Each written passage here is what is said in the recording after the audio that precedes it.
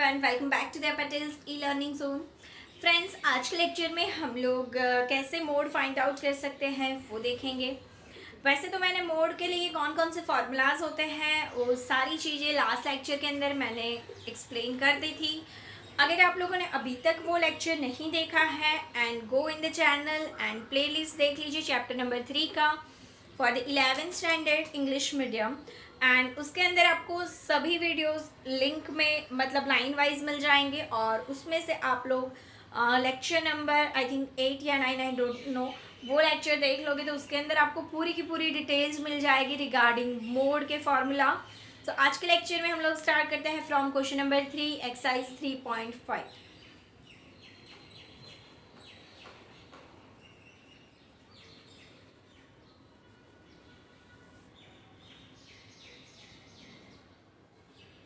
See what is given in question number 3.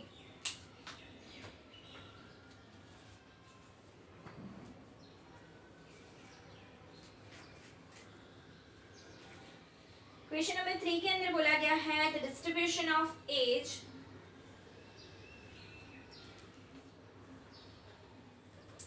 I think question number 3 मैंने आप लोगों को होमवर्क में दिया था if I am not wrong, right?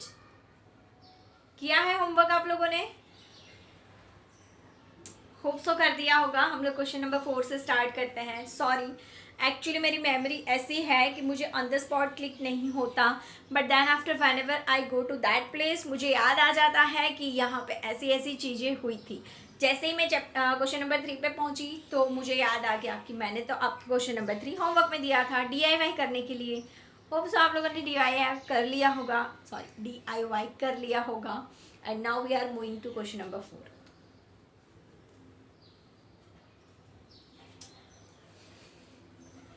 Question number 4 कुछ इस तरीके से कह रहा है the comment on the mode for the following data showing the time taken for the 8 competitors in the running race में अलग अलग लोगों ने सेकेंड्स में टाइम के हिसाब से कितना टाइम लिया उसकी सेकेंड्स यहाँ पे दी हुई है and we have to find mode from them. अब कमेंट तो क्या करेंगे भाई, सीधी बात है। देखो तो क्या ऑब्जर्वेशन दिए हैं 25.2, 26.5, 28.6, 32.1, 29, 29.3, 31.3 and 27.8। Not a single observation repeated, एक भी ऑब्जर्वेशन ऐसा नहीं है जो रिपीट हो रहा है। And that's why we will find out the mode by empirical formula. The reason behind that is mode is not clearly defined here. ठीक है, अगर कोई एक ऑब्जर्वेशन 2 बार या 3 बार रिपीट होता then definitely वो हमारा मोड बन जाता, कोई कथा नहीं करनी पड़ती। बट यहाँ पर आप लोगों को क्लियरली डिफाइंड मोड नहीं दिया है, so we have to find the mode by empirical formula that is 3m minus x bar। मैं करवा रही हूँ, डोंट वरी, आप लोग अपने हार्ट को संभाल लो, कोई धक्का नहीं मिलने वाला है, मैं खुद सॉल्व करवा रही हूँ। सो यहाँ पे जो भी डेटा दिया हुआ है first of all we have to find out total for them because we have to find x bar and then हमें इसका असेंडिंग ऑर्डर करना पड़ेगा। मैं पहले कर देती हूँ असेंडिंग ऑर्डर। सो फर्स्ट है 25। अच्छा, एक काम कर लेते हैं ना हम लोग एक्स सिग्मा एक्स आई भी फाइंड कर लेते हैं एंड उसके साथ में इसको यहाँ पे मैं असेंडिंग ऑर्डर में भी कर लेती हूँ। ठीक है, चलो। सो फर्स्ट है 25.2, then after 26.5,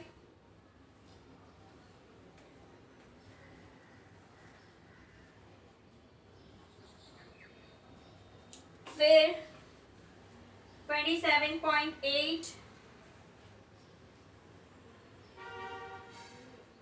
next 28.6 and 29,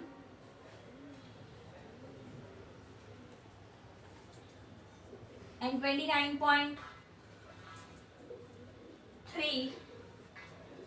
then after 30 वाला कोई नहीं है 31.3 एंड 32.1. That's it friends. इसका टोटल कर लो आप लोग फटाफट से, मैं भी कर लेती हूँ कैलसी में.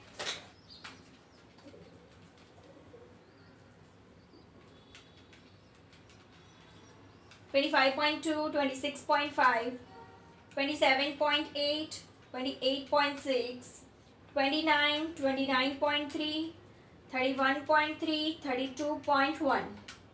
That's it. 229.8 आंसर आ रहा है.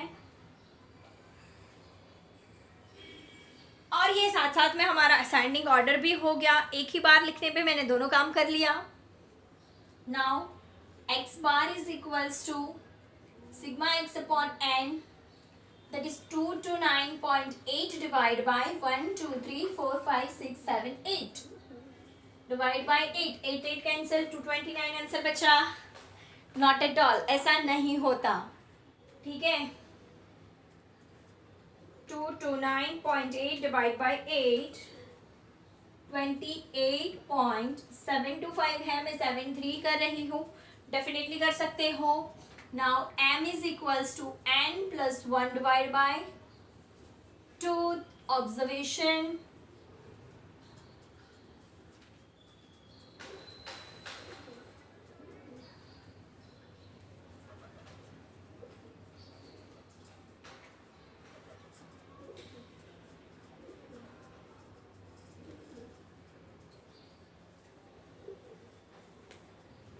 सी इन सी एफ. ठीक है. सी एफ में देखने से पता लगेगा.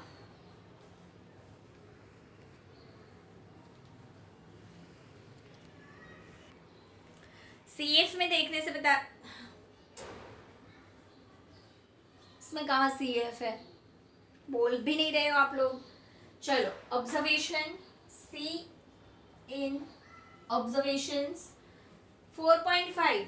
तो 4 भी लेने का 5 भी लेने का, दोनों को मिला के टोटल डिवाइड बाई 2 कर देने का. So m is equals to 4th plus 5th observation divide by 2. 4th observation is 28.6. 29 divide by 2.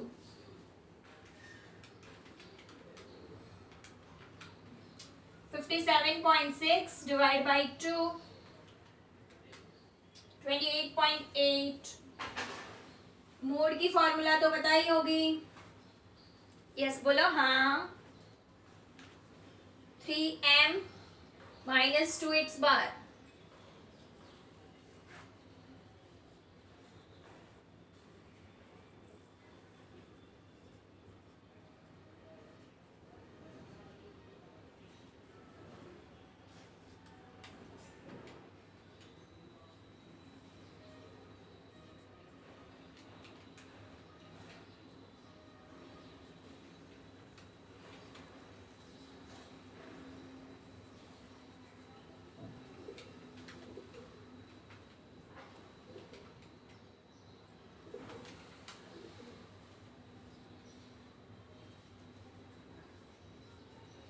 पीछे सेकेंड्स लिखना जरूरी है.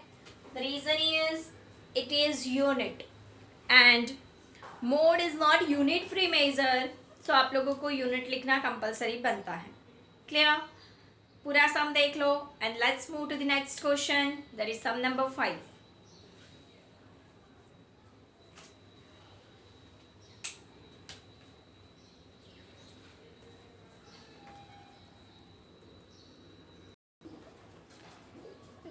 सी.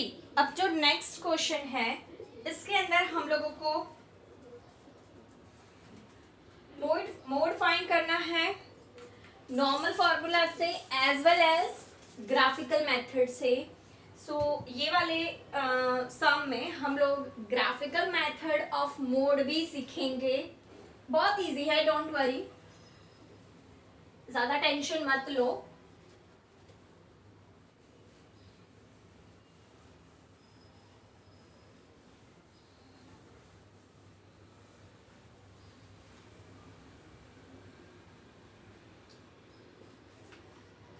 sum number 5. The table below shows the following data about the weight of 86 apple from a garden.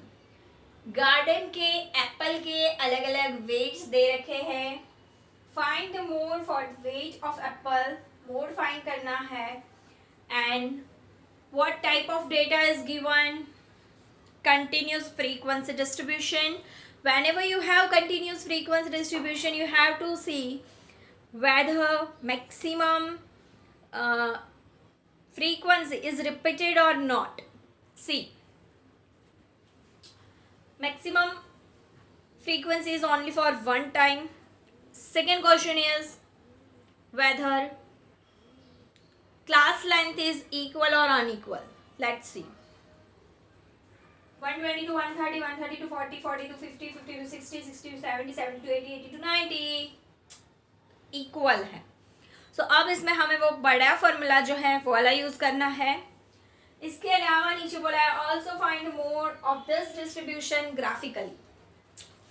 एक ही सम में दो सम दे दिए हैं. Cheating करते हैं ये लोग. फर्स्ट एफएम क्या है? सी, मैक्सिमम फ्रीक्वेंसी वो होता है हमारा एफएम. ठीक है, लेट्स सी. तो यहाँ पे एफएम इज इक्वल्स टू है 23. एफएम इज इक्वल्स टू है 23. उसके आगे वाला लेट्स प्रिपेयर टेबल तो ज़्यादा आपको आइडिया आएगा.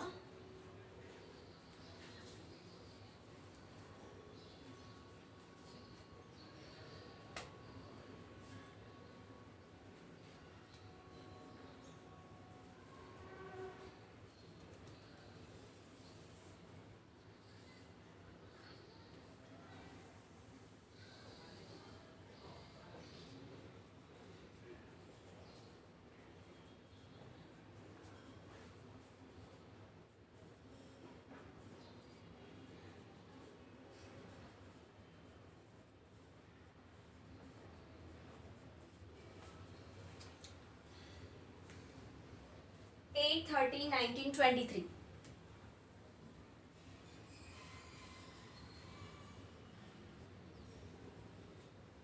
Ten 8 5. Now, what is FM? Maximum. What is F1? Above this. What is F2? Below this. What is L? FM का class. That is L. और उसकी class length that is C. Put the formula.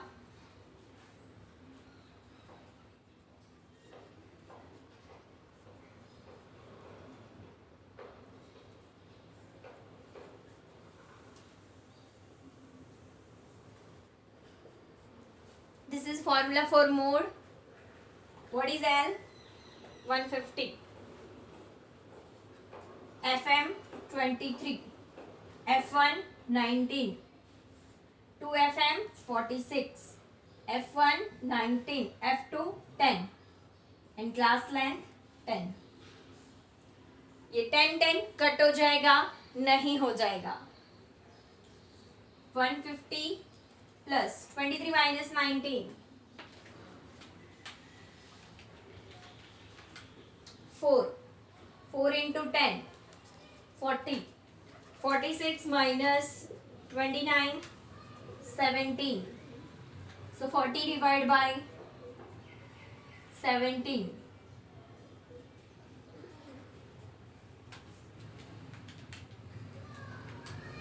That is 2.35.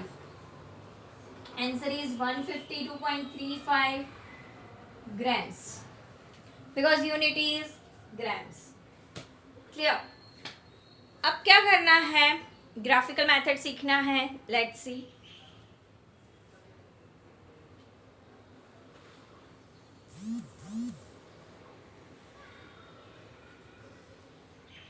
Step 1, x and y axis draw करो.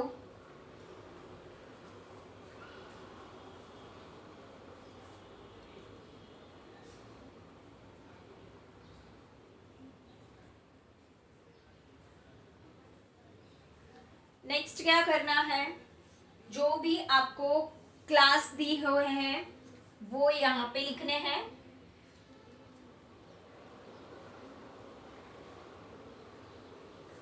One 120 से शुरुआत है, 130, 40, 50, 60,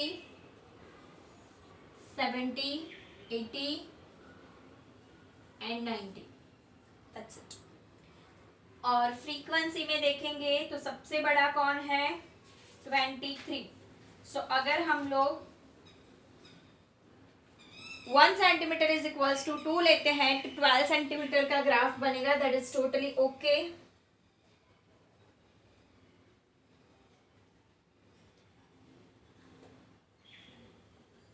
2, 4, 6, 8, 10, 12, 14, 16, 18, 20, 22, 24। That's it.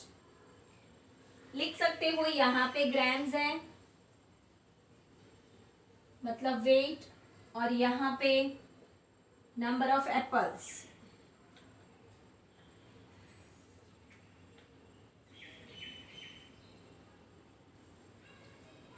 ठीक है, ये हो गया। अब क्या करना है, सी ये दोनों सेंटीमीटर के बीच की गैप कितनी है, 10, जबकि ये फर्स्ट सेंटीमीटर के बीच की गैप कितनी है, 0 to 120। तो ये थोड़ी सी गलत बात है। तो इसलिए यहाँ पे जब आप जंप लगाए हो तो जंप किसके थ्रू लगाओगे, स्प्रिंग के थ्रू। ये वाली साइन करना कंपलसरी है जब भी आपके ये 2 सेंटीमीटर के बीच में गैप ज़्यादा है। मतलब कि बाकी के सब में सेम है, बट फर्स्ट सेंटीमीटर की गैप सीधा मतलब आप खुद का लगाए हो, जंप किए हो, तो in that case you have to put spring here, याद रखना। ठीक है, चलो अब क्या करना है, 120 to 130 का एक बार बना देंगे और फ्रीक्वेंसी है उसकी 8। सो यहाँ पर 4 सेंटीमीटर का एक बार बन गया। 130 to 140 में है 13, सो 12 के बाद हाफ,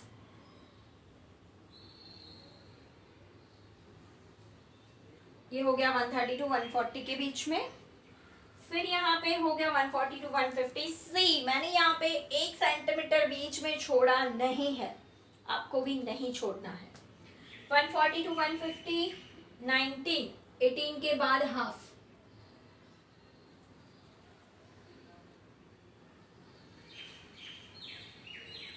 वन 150 to 160, 23, 22 के बाद हाफ,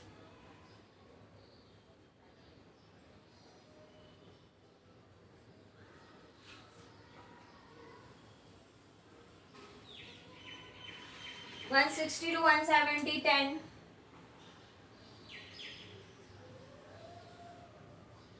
फिर 8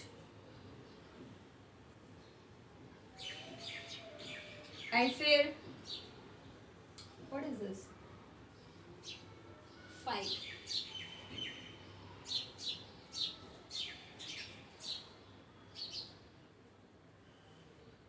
सो फ्रेंड्स, ये हो गया graphical presentation. Now what is z here और what is mod here?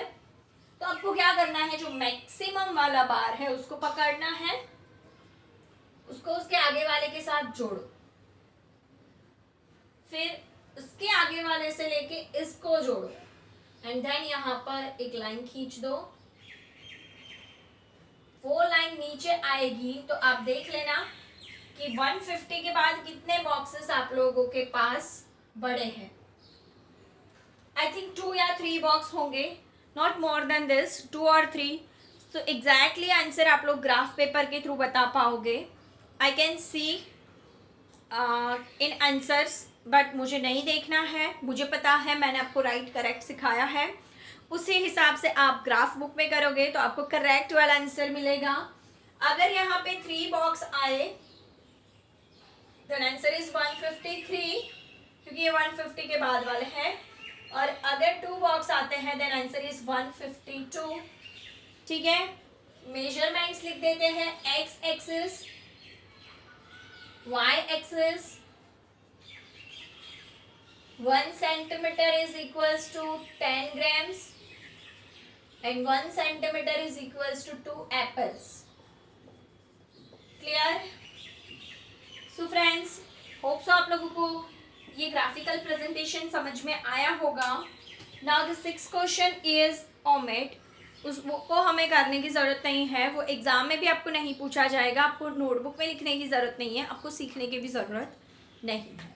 So question number 6 is totally omitted, ज़रूरत नहीं है। नेक्स्ट लेक्चर से हम लोग स्टार्ट करेंगे एक्सरसाइज नंबर 3।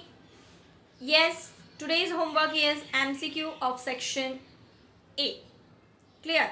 लास्ट एक्सरसाइज में जो भी MCQs दिए हुए हैं वो आपको अपनी नोटबुक में लिख लेने हैं।